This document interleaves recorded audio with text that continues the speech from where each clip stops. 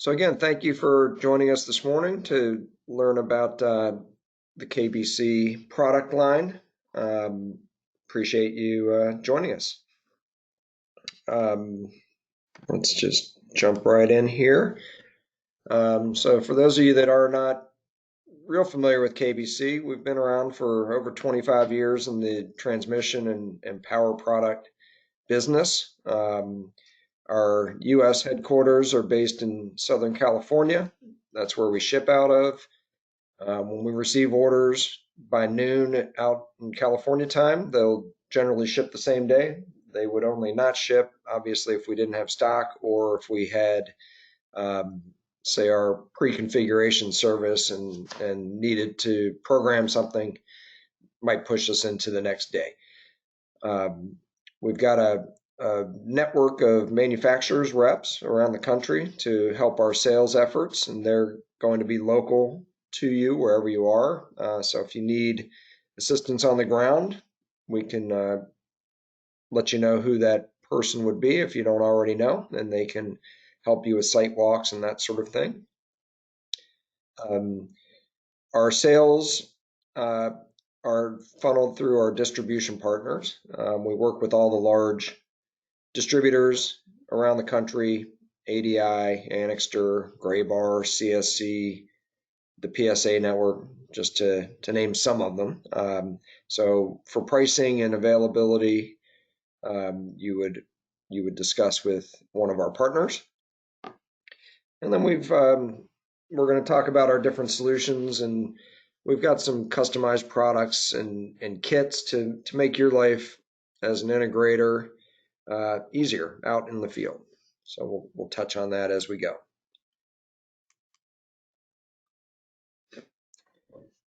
So again, our main business is broken into two groups: our IP transmission products as well as our remote power solutions. Everything that we offer, generally speaking, is an industrial product, meaning we've got extreme temperature capabilities with all of these products, which allows us to be out in unconditioned environments and still operate without issue. We're probably best known for our wireless point-to-point and multi-point products. Additionally, we have our ThruLink hardware VPN product, which can be done on a hardwired solution as well as via cellular. So we offer another version of wireless, if we will, with the 4G LTE product. We've got a full range of fiber optic products that can be standalone fiber transmitters, receivers. We've got a range of media converters as well.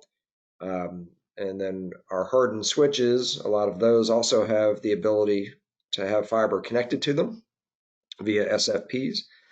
And then finally, we've got our eCopper product family of Ethernet over Coax and UTP. From a remote power solution, we've got three main lines. Our SPB power boxes are utilized when you have power 24 hours a day available on your pole or building, wherever you're going to install that. We have UPS systems for charging a battery bank at night so that you can utilize that power off the battery bank during the day when you may not have power on your pole. And for remote locations or areas that simply have no power, we've got our solar kits as well. And then we'll also touch on our mobile surveillance platform, the MSS system. So we'll start with wireless, and we're going to start each section with an application example, just for those again that aren't familiar with our products or how they might be used. So for wireless, one of our applications that is ongoing and has been for approximately 5 years at this point is a large multinational corporation. They've got 600 plus sites around the United States. They needed surveillance coverage in remote parking lots. Trenching just wasn't cost effective, and in some cases just wasn't possible. So they came to KBC. We worked with them on their wireless solution for these remote lots, and they also utilize our UPS kits in these lots because the poles that they're operating on have photocells and only provide power at night. So with that customer, we do system design for each site. We pre-program all of their radios for them so that when they get shipped out to the site, they're plug and play. And I'll show you how that service works in just a minute. To date, we've probably done close to 70 of their sites. So it's a great partner for KBC. And when I say partner, we're working with an integrator on this. We're obviously not working direct with the end user, but it's been a really nice ongoing project and continues to go on to this day. I just designed a new site for them this week. So, Hey, David, yes. can I add just one thing that kind of supports as we go through here? We're talking about not just wireless, but the things that go along wireless, just as you said on that last slide. But really, if I remember correctly, what got us in on this is because, like you said, they needed the UPSs, and I think even before that, they needed solar. So they weren't necessarily coming to us specifically for the wireless solution, but also because and in the beginning was the need for solar, and then it became UPS, and then they have sites that have constant power, but also because the ability to act quickly and supply them on their need without really lengthy lead times that they were up against. So I just want to point that out just to clarify that what you're going to see as we go through on each of these different slides is not just wireless, but the end-to-end connectivity and power. And I don't want to steal too much thunder from David, but just to show that there was a lot more than just the wireless and what we can do with the wireless, but also the components that go along with it. Yep, that's a great point. One of the other reasons they came to us was they had been using a competitor's product. The lead times were extremely long, and they were not getting. They were also happened to be more expensive, which was another benefit to changing to KBC.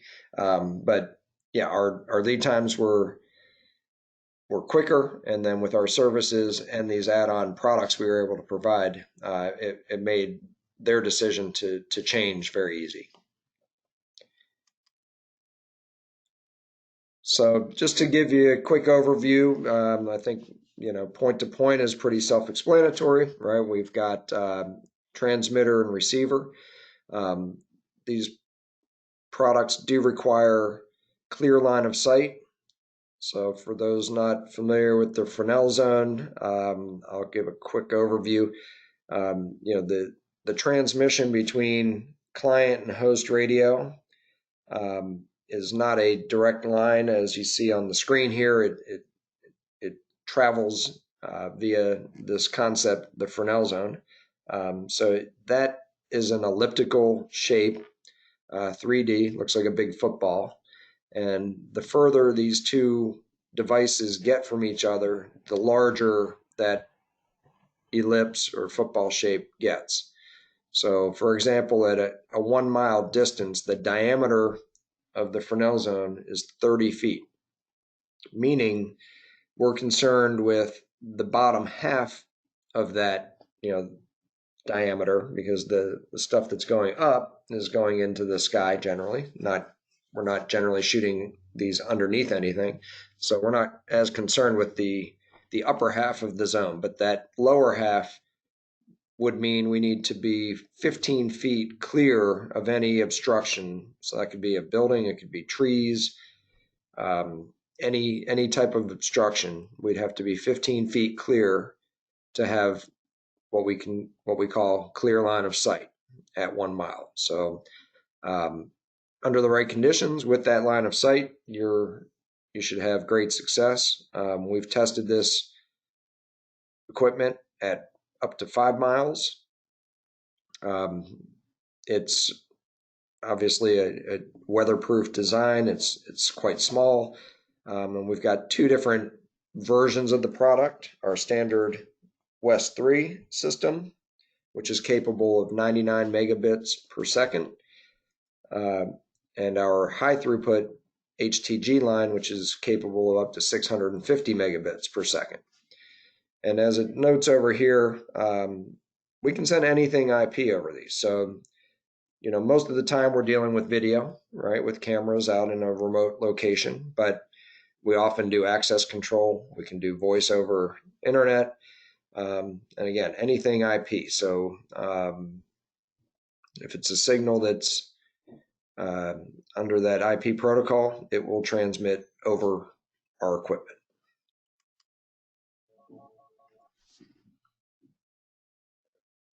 Sorry.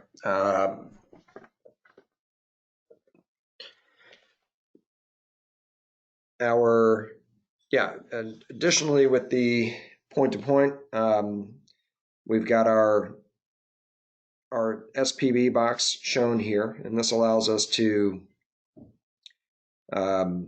again, for ease of installation, we can add these to the job. This is a pre-built, pre-engineered enclosure, which allows you to power up to 4 cameras plus a wireless unit in a small enclosure. These would come, you'll have power leads that come out of the bottom of this unit so that you can easily hardwire to it. And then at that point, it's simply plugging in your devices inside the enclosure, closing it up, and you're done. This saves you from having to buy separate switches or injectors for all your devices, find an enclosure, build it yourself. Makes it quite easy for install. With multi-point, we can have multiple transmitter units pointed back at a single receiver unit. The receivers that we utilize on multi-point, we have a directional unit, which would look the same as this one that you see on the page here. And we have an omnidirectional unit. So across the lines, we've got 3 different antenna options. The 17 dBi is used for our client radios out on the edge, and it would also be used as our host in a point-to-point link.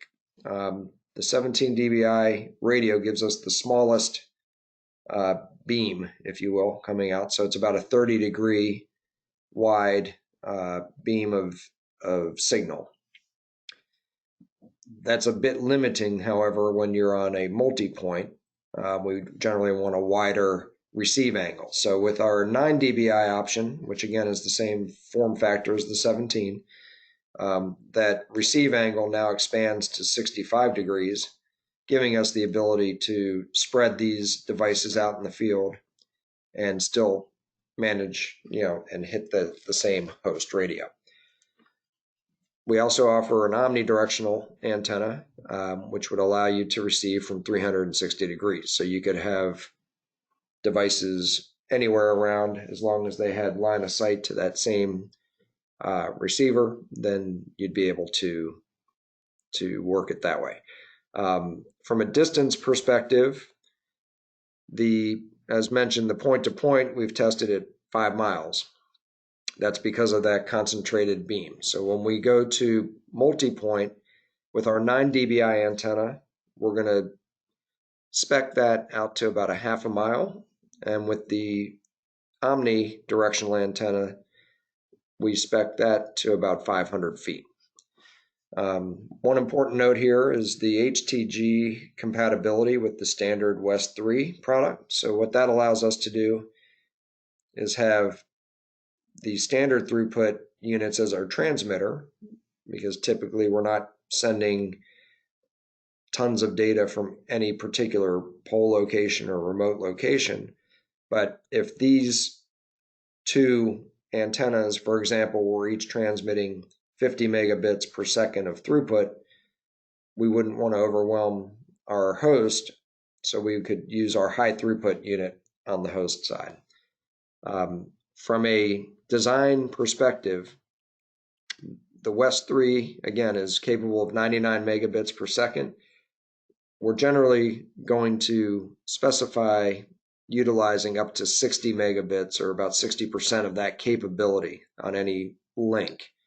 The reason for that is twofold. One, the 99 megabits is the maximum it's capable of, but depending on site conditions, if there's other wireless devices in the area, things like that, that can impact what our maximum utility is. So if we don't want to try and go too high and possibly exceed that capability. The second reason for the lower specification is, we're going to design this around how many cameras are on the system and what their stream rates are. But with IP cameras, there's generally some fine print that will tell you that the camera and its bandwidth can spike based on conditions. So if it's streaming at 10 megabits per second and the scene gets very busy and it jumps to 20 megabits per second for a few seconds, on a hardwired system, it won't matter. But on wireless, if we were pushing the upper limit of what our product was able to do, and then a couple of cameras spiked and pushed us past that 99 megabits, now you're going to start losing video. So we want to leave some overhead on the system. And the high throughput units give us a nice way to expand that capability on the receive end to give that overhead that we may need.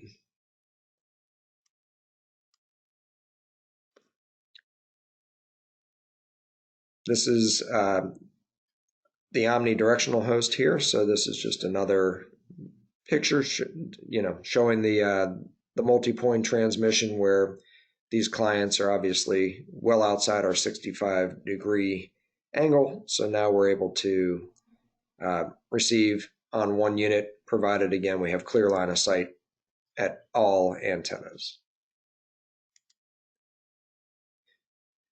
If you have an application where you don't have line of sight, then we will look at potentially doing a relay. So the way this would work, if we're trying to get this camera back to this head end, but there's a building in between or a bunch of trees, we can oftentimes find a third location that has line of sight to both the client and the host. We'll set up a point-to-point link to the relay location, tie that radio into a second client, and then relay that signal back to the host. This is very common on a lot of sites because there's generally some obstructions. When we're doing apartment complexes, for example, we'll often go from building to building to building just to relay signals from remote parts of that complex back to their head end location.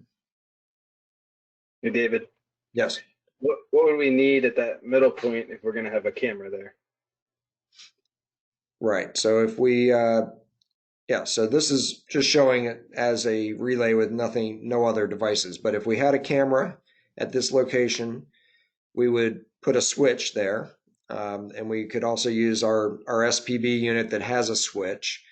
In that case, we would plug one antenna into the antenna port. We would plug the second antenna into one of the 4 switch ports. And then if there was a camera or cameras, we could fill up other ports on the switch. And so it would take the data coming from this client, it would come into that host, it would go into the switch, and then this client would pick up not only the data from this remote camera, but it would also pick up the local ones on the switch and transmit all of that back to the head end. And why would we not want to have the 2 endpoints being clients and just have one host in the middle and do it that way and just have one antenna to bounce it over? There's several reasons. The only way, I mean, in theory, you could do that if you had an omnidirectional host in this location. We generally don't want to, while the units are bidirectional, the throughput is higher from client to host than it is host to client, on at least on the standard West 3 product. So you would have lower throughput from this relay location to the head end in that scenario. It would also be a distance limitation of, again, 500 feet from either of these locations. A lot of times when we do this, we're going much further than that on each of these links. So again, in theory, it's possible, but it's not something we would recommend.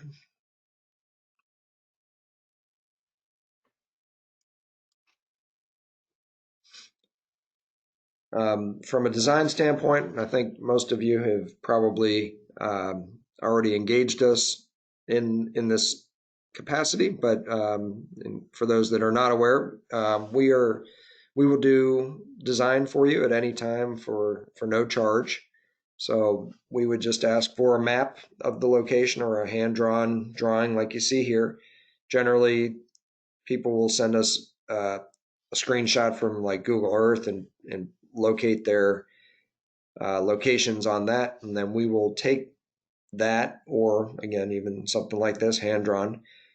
We'll then go on to Google Earth and we will do a system design. So first thing we do is we locate all the locations where we're going to have things, and we put them on there, and then we'll create a design showing you the pathways from each of these locations to get back to, in this case, the NVR is over here. So each of these different colors is showing you a different multi-point setup.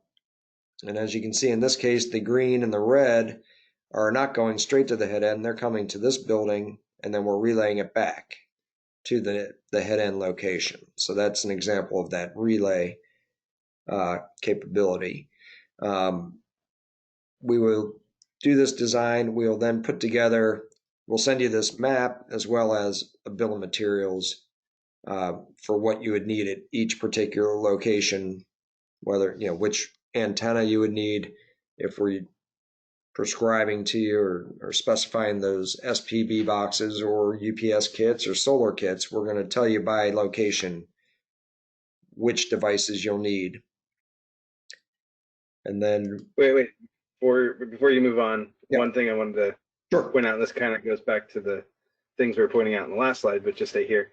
So the green lines, say that middle building looks like an L. Let's say that has wide open line of sight to go all the way back to the head end. We would not do that because we don't want to cross the Ghostbusters thing, don't cross the streams. So that's why we bring it from the remote points to the middle. Even if you have a location that's behind it and maybe it's higher up or something where it can see clearly, we would still take that in the relay format in order to avoid any crossing of wireless. It's just a better design that way. And again, like we said before, it could work, but it's just easier to do it this way. Yeah, and even though each of these multi-points would be on separate frequencies, the product can interfere with itself if streams are crossing and that sort of thing. So that's part of the reason we would do what Jeremy just explained there. Thanks, Jeremy. Yeah.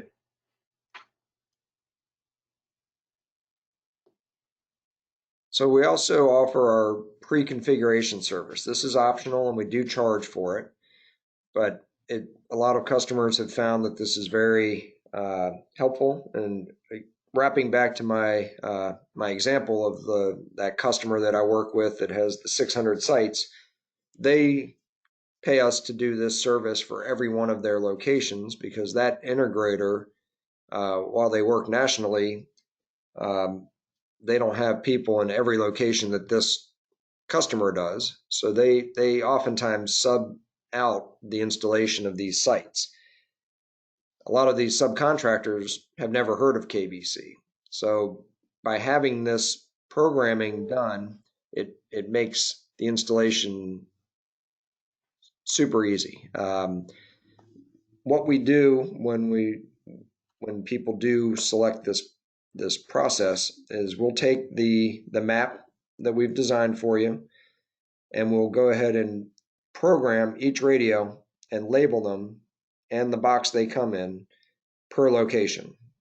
We're also going to IP address them and choose channels that are distinct for each set of antennas, so that when this stuff arrives, it's completely plug and play. The installer is going to look at the map, which will be in each box. He'll look at the name on the box and the unit and just find that location on the map, see where it's supposed to be pointing, and set it up and plug it in. There's no programming that would need to be done on site. So it makes things a lot easier and saves us all a lot of time. This works, again, very, very well for a lot of our clients.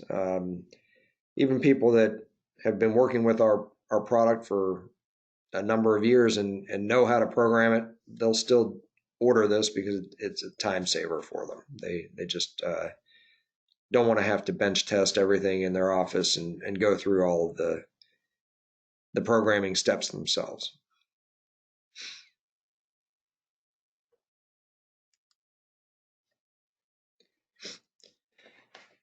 Moving on, we've got again our cellular and WAN secure product, which is called ThruLink. It's essentially a hardware-based VPN device. There's supposed to be a link to the video here, which does not seem to be working, so I guess we're not going to do that this morning. So ThruLink allows you to take two remote locations and connect them and do it with, again, very securely. So this gets used oftentimes, for that cellular connectivity if you're out in a remote area where there's not the ability to use our traditional wireless point-to-point and multi-point. It may be, could be a remote well pump for a oil and gas company where they need to keep an eye on what's going on there, but it's out, in a very remote area. I did a project with a police department where they have baseball and soccer fields, and they've got an NVR with some cameras out there, and they've got a ThruLink with the 4G connection, so that if they get an alert or if they have an event going on and they want to look at that video from the police station, they can dial in, pull up the camera, and it's also fully encrypted and secure. So obviously the police don't want the ability for some hacker to come and get onto the link, which would make the video vulnerable, but this is also connecting back into their network. So they, if someone were able to get in, that could potentially compromise their network at the police station. So ThruLink comes with 256-bit encryption on board. To date, that hasn't been hacked. It'd be very difficult.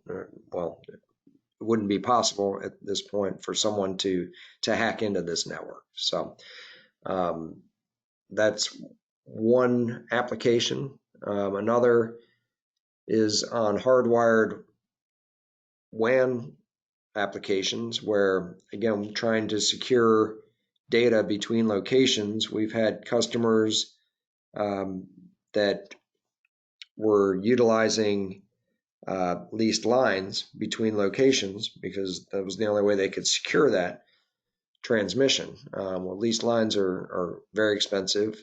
By employing or deploying the ThruLink devices, they were able to switch from a leased line to a DSL standard internet line from your provider, Comcast, whoever it may be, and reduce their transmission cost significantly while maintaining that integrity and security.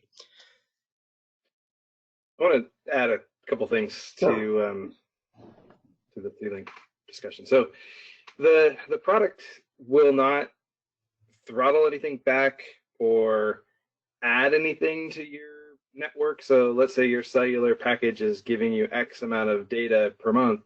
It's not like ThruLink is going to give you additional. There are some capacity platforms, different capacities, a standard capacity and a high capacity, but it's going to work within your network, whether that's the cellular or the wired WAN network. But what we have seen it do is the way it operates and the way that it, and don't take this the wrong way, but the way that it video optimizes and works within the latency of the network in order to get various packets across in a way that's more efficient. I don't know if that's the right way to put it. But what we have seen it do is take a very latent network and make it so that the video streams well.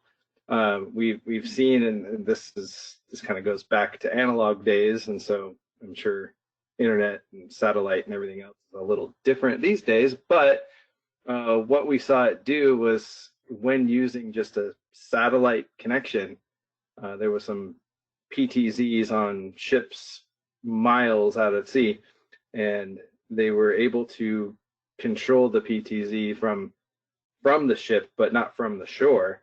And so the ThruLink allowed them to be able to do PTZ control and not just video streaming from the shore as well. And so that connection, as it worked with how slow it was, enabled them to be able to do bi-directional connectivity.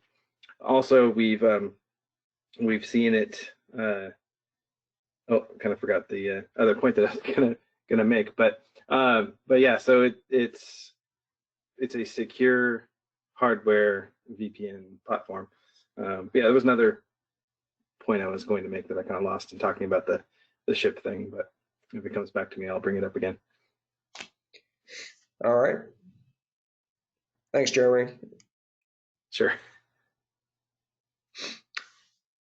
Jeremy, why don't you jump in here, because this was a project you were working on. I'll let you handle the fiber discussion.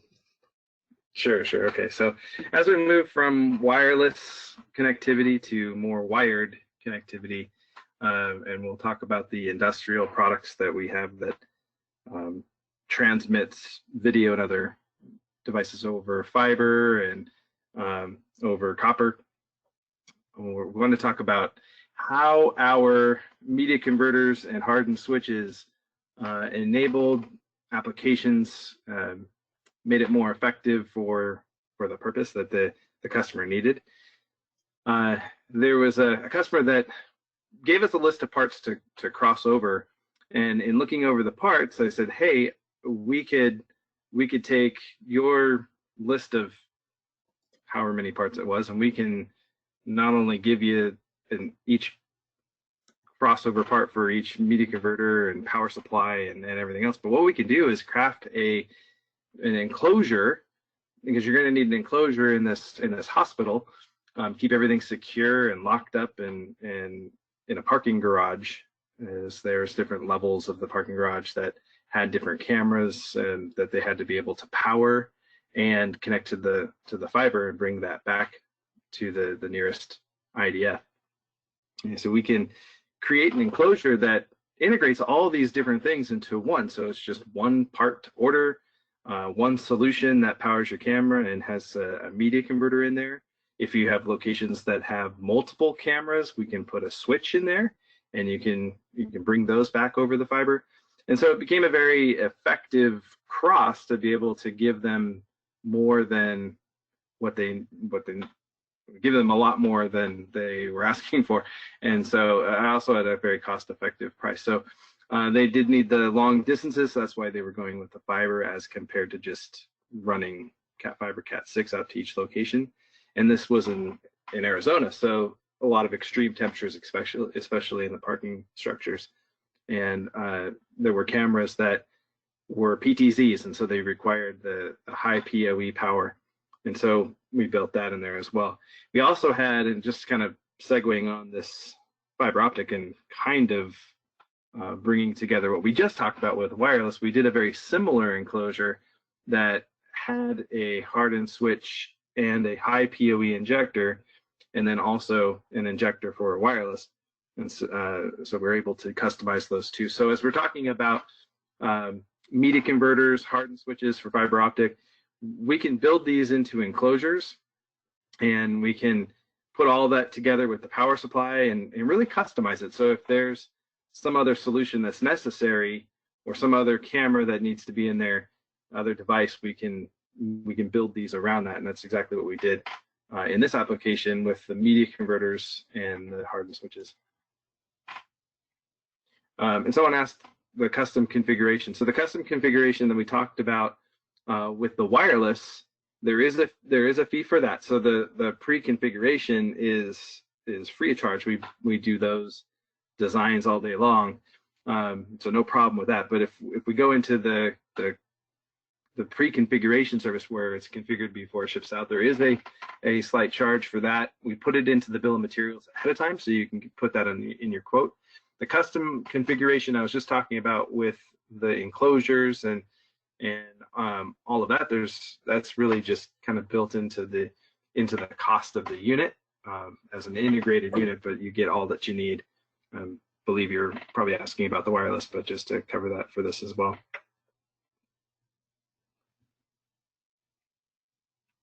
All right. Hey, Jeremy, do you want to click through and just introduce those products as well? I don't think I can. Oh, I'll forward it here. Okay. Okay, so with fiber transmission, it allows you to go much further distances and into many kilometers. As you see there, up to 40 kilometers. We can do single mode or multi-mode, either way. If it's a legacy application where there's fiber already in the ground and there's analog cameras that are being replaced with IP, back in those days, fiber was expensive, and so there was only minimal fiber pulled to each different location in order to save costs. And so if you have poles, let's say, where there's cameras going in to replace analog, we can jump onto that single fiber and bring that back, because we have media converters and SFPs and those sorts of things that will operate on one fiber. Multi-mode, we can go up to 100 meters, or sorry, 100 megs at 4 kilometers, and for gigabit speeds at 550 meters. And we have media converters that have one port, whether that be a fixed fiber optic port or an SFP port. We have them with 2 ports as well. So that with regard to the LAN ports, 2 LAN ports, we can do PoE off the single port units, the 2 port units, which would allow you to skip the need for a switch. Those would be non-PoE, but we can do that to save some costs, or put them into that enclosure I was talking about and make it just be able to do 2 cameras. And of course, switches, as you see there in the picture, all sorts of different PoE port capabilities, whether that be 4, 6, 8, all the way up to 24 on the rack mount units.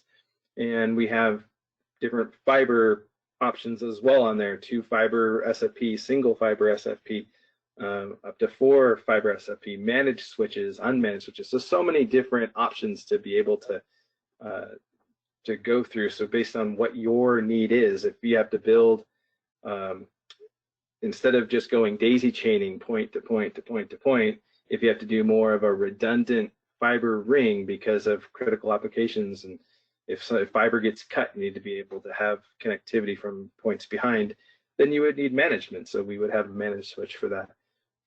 If you have video systems that require management, we have the managed switches for that too. Media converters, And media converter, really, we could be talking about these little compact 1 and 2 port units with 1 or 2 fibers, or we could be talking about switches. It's just all media conversion, Ethernet to fiber. So single IP device input or dual IP device input, like I just said. And kind of covered all this stuff a moment ago. PoE output up to 30 watts. So if you have to go above 30 watts, we can still do it. It would just be with a different product. So if you have a PTZ, let's say, that requires 60 or 70 watts, we have solutions for that. You saw the rack mount units. We also have a rack mount chassis. So let's say you have a whole bunch of fiber locations in the field and you need to bring those back to a centralized location. You don't want to have individual little wall mount units on the receive side and have power supplies for each of those. So we have a nice looking rack mount solution. It fits up to 16 different card units. We do also have the ones that are just, it's just bent metal really, and you just take the wall mount unit, you put it in there. So if you have just a few on the head end, that would be a good solution. And we've seen people even use those and build their own power supply, so there's just one power supply to plug in. So we can do a lot of different things with that. We have all SFP switches. So let's say you have an IDF where it's not conditioned, it's going to get really hot in there, and you want to have a hardened switch, but you're going to have it essentially as a fiber receiver, and then maybe it goes from there elsewhere. We have a solution that gives you 8 ports of either 100 meg or gigabit SFPs, and so you would just pop in the SFPs to receive from the poles or whatever it is out in the field. And then there's 2 uplink ports, so you would go from there back to the head end, either gigabit or even 10 gig, and we do have 10 gig solutions for fiber. And this is going to be the switch one, which talks about 24 ports. If you want to stack switches, you could do that too. And then we have a switch that has 24 ports, copper PoE plus 30 watts on each port. So all of our switches, with regard to the PoE output, they're capable of 30 watts per port, and we build them so that you can load them up with 30 watts per port if you wanted to. Now we have some solutions that are a little bit lesser cost, so they have a lesser power supply on it, so it's not completely the case, but that's not the majority. There's just a few of them. The majority of them are going to be able to run that kind of power, and also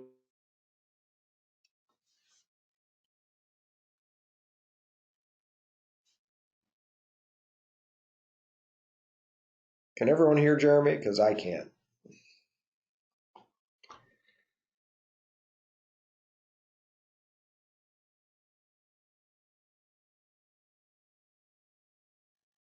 with our switches. And we talked about the also SFP switches on the last slide, so you can move it forward. All right.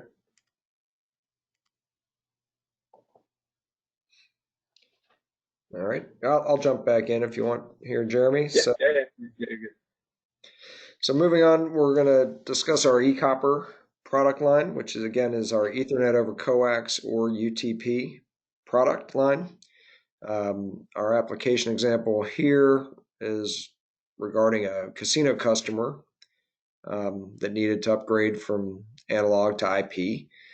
The casinos obviously do not want downtime because that costs them money, and every minute that they can't have a slot machine or a table open due to lack of video, it costs them money. So they needed a solution that allows them to reuse their existing infrastructure, that's plug and play and quick to deploy. And in this particular case, this customer had some unique requirements for certain cameras as far as the connectors. So we created a custom unit that allowed them to install these actually inside the enclosure of a PTZ. And then we attached some leads to the ends. Instead of them having to connect their coax in, we had a little jumper to get to their coax, which made their install easier. These products have been tested by several of the main casino companies and chosen by them as well. So we're currently deploying the eCopper product in 3 of the large casinos out in Las Vegas on the Strip. We're extremely proud of that because they tested us against all other competitors in this space and decided to move forward with KBC.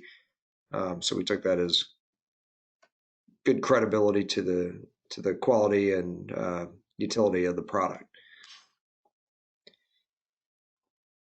So again, this is a great solution for repurposing existing cabling. If you have a customer that's got an analog legacy system and their cameras are in the locations they want them, but they simply want to upgrade to IP, this is a very inexpensive way to get that done.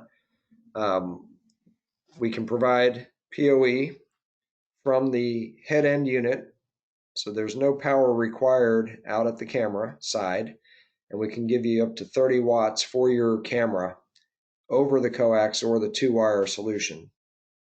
You'll get that at up to 1,000 feet on coax. With 2-wire, it depends what gauge of wire that is, and there's a chart on the spec sheet that'll show you your distances with your different wires that you might use. The product offers up to 50 megabits per second per channel, so each of your transmitters can give you up to 50 meg. We have a single channel receiver, 4-channel, 8-channel, and 16. And on the 4, 8, and 16 channel, you'll have a gigabit output so that you can get that the 50 megabits per channel and get that offloaded onto your network. The units themselves are not managed like a switch, like a managed switch, but they do offer the ability on the 4, 8, and 16 channel units to do power control, power management. So that gives you the ability to power cycle a port from the head end. So if a camera were to go offline, rather than having to go to that remote side to check it, you could first power cycle from the head end and see if that resolves your problem prior to going out to the field. Actually, one application before we go to the remote power, one other application that we've seen quite a bit with this that I'd like to mention because it's something you may come across. We've had good success deploying this product for elevators. If there's an analog camera, we could reuse the coax, not need any additional power inside the elevator, because adding power or any cabling to the traveling cable in an elevator is just not something that's easy to get done, and it would be very expensive. So reusing the coax from an analog camera, or even utilizing just a pair of wires, say from the telephone that's in the elevator, would work as well.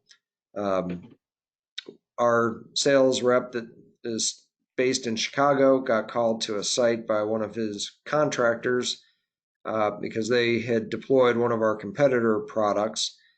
And while it would work, anytime someone pushed a button inside the elevator, there was electronic interference over the traveling cable, and the camera would drop out for 8 to 10 seconds, which clearly is not ideal when you're trying to provide security.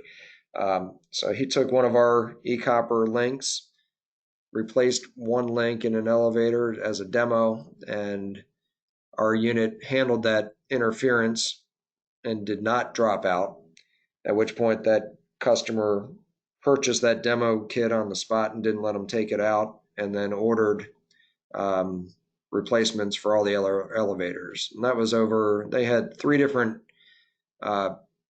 campuses that they had deployed this on. It was about 80 elevators total. So, one elevator is not going to make a lot of money, but if you've got campuses, this was a university was one location, another was a large hospital.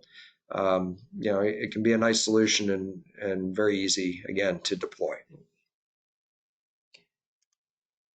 And I'll try and go quick here. I know we've been on for a while, so I appreciate everyone's patience here.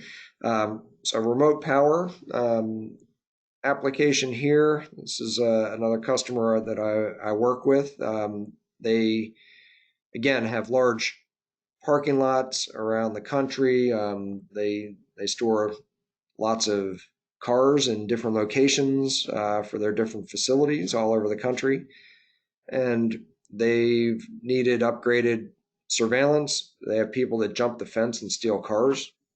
Happens a lot more than I would have expected from the feedback I get from the integrator and the customer. So they needed upgraded cameras. They also needed the ability to expand their Wi-Fi out remotely around their lots because they use that as an inventory, a way to, they drive around and have, iPads that connect to their Wi-Fi to do their inventory as well. On a lot of these lots that are, again, lots of these are pretty large where they'll have thousands and thousands of vehicles. There were many locations where they need to add a new pole in the middle of the lot for either the right view for their camera or, again, to expand that Wi-Fi capability. And pulling power to these locations was not possible or extremely costly and disruptive. So we've deployed our solar kits at a number of these facilities very successfully. They also, in many applications, when they're doing the video, they're using our West 3 or our HTG wireless in concert with the remote power. And it's just been a great solution for this customer. So again, we mentioned this briefly, but we've got 3 different versions of power products. So if you've got constant power available on the pole, we have our SPB series of enclosures. This can be as simple as powering 1 camera and 1 wireless radio, up to having the switch in there to power up to 4 cameras and a wireless radio.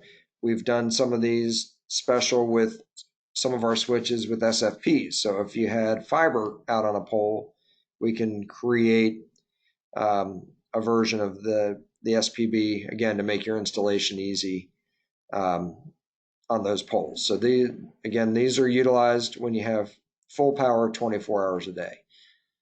When power is not available during the daytime, because your pole maybe only has power at night for when the lights are on, we have a UPS solution. And again, these you would hardwire your 100 to 240 volts right into the box, and then that would charge the battery bank overnight and run the gear, whatever that might be, 24 hours a day for you. With these kits, we can integrate to them switches, injectors, whatever devices are needed in order to provide the power you'll need for your devices. So we would just have to know how many devices and what type of power they require, and then we can integrate the proper componentry in here to ensure that you'll be able to get the power you need off your battery bank. Is this just a drawing or an artist rendering of the enclosure, or is this a picture of it? I want to know how much space is there in there. Can we put other things in there? So this is a computer generated drawing, but this is representative of the size of the enclosure. Okay. We have 2 different enclosures as well. So this is our smaller one, which is designed to hold 200 amp hours of sealed lead acid battery, and that's going to fit in this bottom section, and you'll have this DIN rail here available for other devices. Okay. If you had a need to put, say, a small NVR in the box, we do have a larger enclosure that can accommodate 500 amp hours of battery. In a UPS, you're not likely to need that much battery, so you could put a couple hundred amp hours of battery and then have much more real estate open for other devices in the enclosure. Our spec sheets show both the interior dimensions as well as the size of the batteries that it can hold and still not bump up against anything. So then from that you can tell however much battery you're going to put in versus the size of your other devices. And that DIN rail that you see on there does come with it. So if you're not putting a switch on there, or maybe it's just an injector or something that doesn't take much space of that DIN rail, if your device is DIN rail mountable, you can just pop it right on there. Good deal. And then obviously that's leads us right over to the solar, the example I just mentioned to you. The same enclosure that we use for the UPS, the same two we use for the solar as well. So the interior looks pretty similar. The difference being you don't hook main power to it, you hook your panels to it. We have a wide range of kits, anywhere from a 100 watt single solar panel up to a large array that's 1200 watts of solar. And that'll deliver you anywhere from 6 constant watts up to 180 constant watts. And there's variability on that based on where you are in the country, because there's different zones for solar. For example, Arizona is in zone 1. You would need much less solar panel there than you would in upstate New York, which is going to be in zone 4. So if you have come across a solar application, we encourage you to give us a call, because there are quite a few moving parts as far as figuring out the right solution, but we'll be happy to help you with that and make sure that you get the right size kit and all the, again, componentry you're going to need to power all of your devices. You can ask any of our team, and we can help spec that out for you and get you a parts list, similar to what we do with the wireless. We do that very frequently with the solar as well. And we've also got our MSS remote mobile cart solution. I'm gonna let Jeremy jump in here. This is something he's been doing a lot of work with recently, and let him introduce this to you guys. Yeah, I'll introduce it briefly, and if there's more interest in this, just let me know. Of course, I mean, that obviously goes with anything that we've talked about. But this is a mobile, I mean, you can call it a trailer, but it's not a trailer. It's not one of those tow behind style units that you might see at the large trade shows, or maybe in parking lots or whatever, where you may have seen those trailer units. But anyway, it does give you the solar. It gives you the ability to roll this out, put the outriggers down, lift it off the ground, put the mast up. Of course, the mast goes either 14 feet as the standard, or up to 20 feet on the extension that we have available on it. If you look closely at the box at the top, it's got a small 6-inch by 6-inch enclosure that allows you to mount cameras. So we give you an example. It doesn't have to be any particular camera. The travel cables go up the mast. You get a Cat6 and you get power cables. So you've got the battery bank in the enclosure, much just like we were looking at. The charge controller and all of that's all built in. And so the 12 volts goes up the mast to the top. We have a 12-volt switch that kind of goes along with that switch line we were talking about earlier, that would power off the power cables, go up there and give you ability to power multiple devices at the top. There's other things you can do with it, other options as well. As far as the solar, right now, the standard is 3 100-watt solar panels. So again, depending on the area of deployment, that'll tell you how much power that you would be able to get constantly without taking a generator or plugging into an AC outlet and recharging the batteries that way. But you can do that, of course. So if you're going to be using this, let's say at a construction site that needs surveillance at nighttime and over the weekend, then you can build it in such a way that the batteries get you through that, and then you just charge with some other source.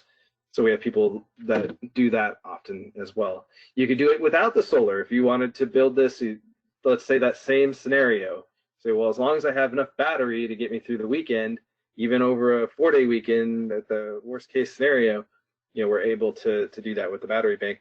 It fits 3 110 amp hour batteries, so that's It's roughly 165 amp hours of runtime, meaning that you can do 1 amp of power for 165 hours.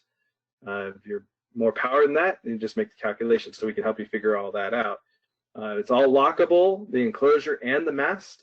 It rolls around very easily, but it doesn't trail behind a vehicle, like I said. So we do have solutions that give you an ability to put it behind a vehicle with ground clearance, because those wheels are not street worthy. They're not able to go on the road at all, not public ones anyways. And but yet, of course, just easily maneuverable. So one of the things with the tow behinds is that once you have it on site, if you had to move it from point A to point B and so on, you got to hook it up to a vehicle and do that, where this just takes one person to put it in and to move it around. So it has saved our customers labor, not having to send 2 people out to a site to put in the pole mount type solar. They put this in instead, and they are able to utilize this. Maybe they have one unit that has a cellular uplink on it, and then they have other units that have little Wi-Fi transmitters to transmit to that. And so a lot of different options and solutions we've seen come about with this product. We have seen a lot of bids where they need the trailer, and we make it clear it's not that, but it does meet so many other of those requirements at a fraction of the cost.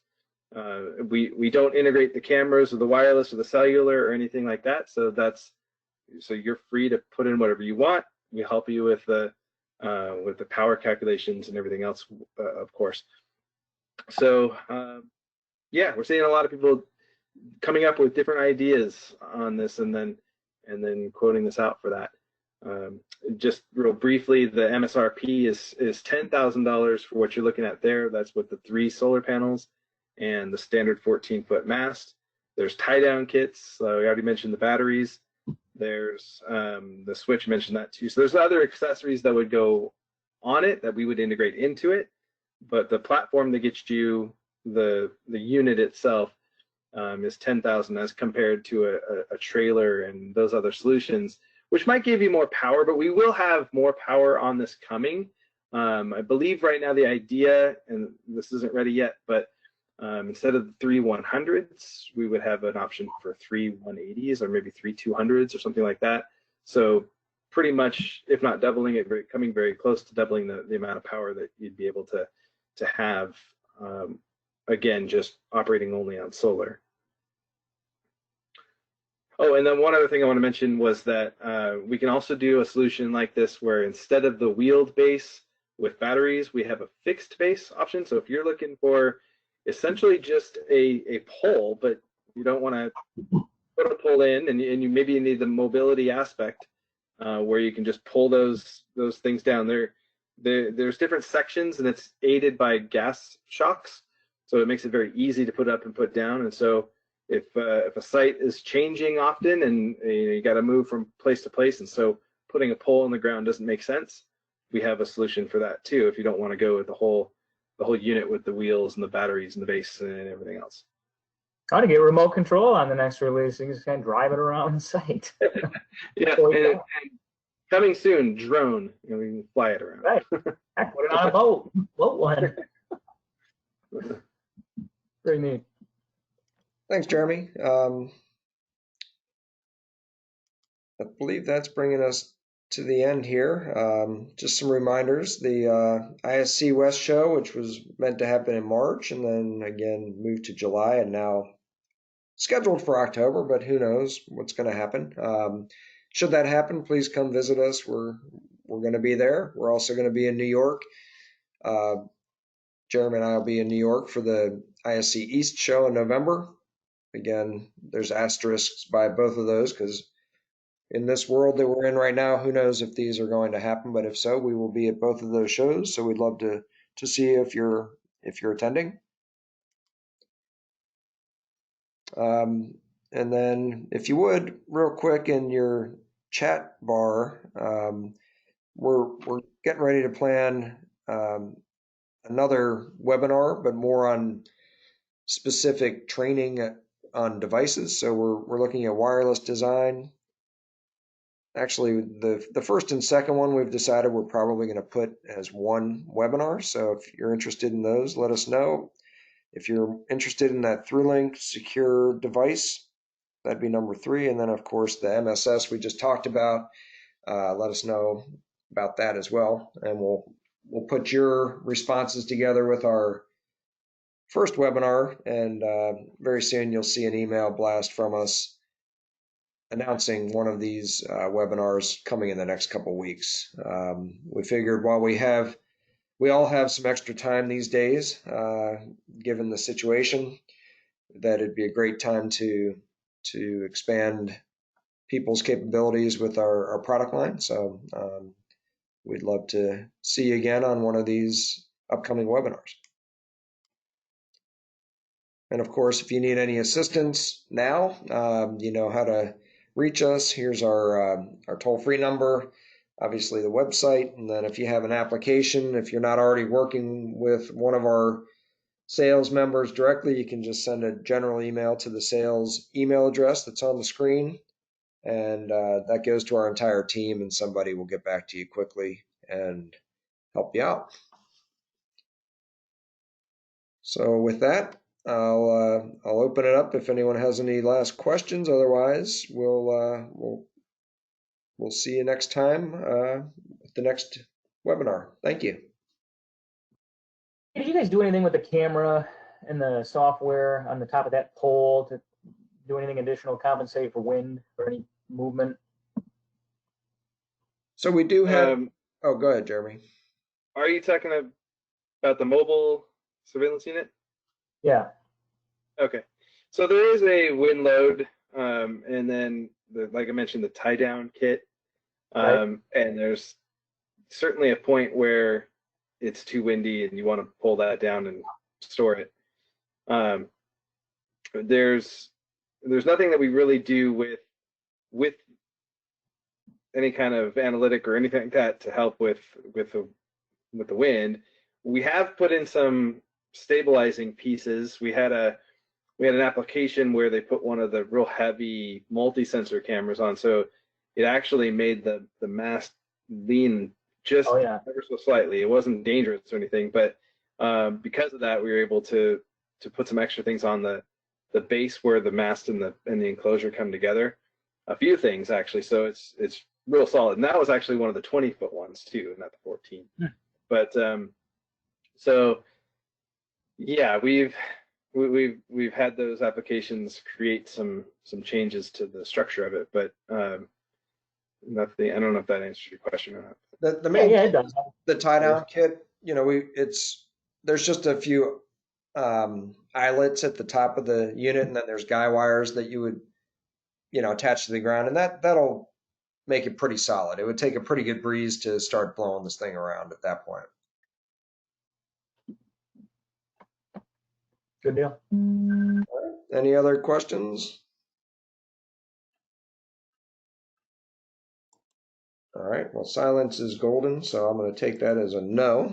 Well, thank you again for your attendance today, and I'll leave this on for a few minutes if anyone wants to, again, choose one of these in the chat bar. We'd appreciate it because we're trying to, again, plan our schedule for the next few weeks. So, again, thank you, and have a good rest of your day and weekend.